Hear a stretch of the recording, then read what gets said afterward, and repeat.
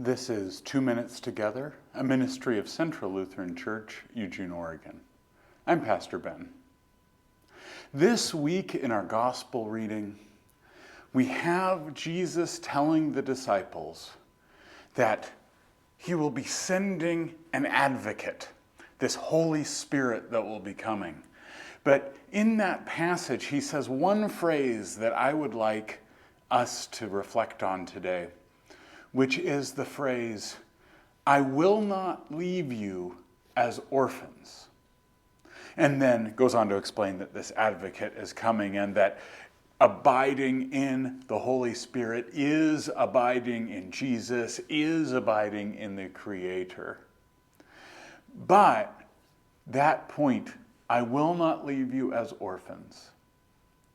There's something about orphans that struck me this week, which is, of course, an orphan is someone whose parents have died. But really, there's a second piece to it, isn't it? We don't call people orphans generally if they're independent adults. We call them that if they're children. If they really do need the care and support of their parents. And so when Jesus says, "Don't worry, I'm not going to leave you as orphans," he doesn't say, because you've fully achieved who you're supposed to be and you don't need me anymore. Instead, he says, no, you won't be orphans because indeed you are children of God. But even though I'm ascending into heaven, I'm not actually gone. The Holy Spirit remains with you.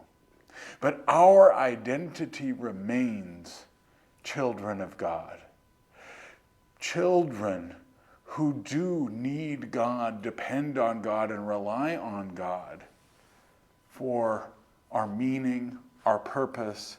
And in this passage, the emphasis is on very life in and of itself.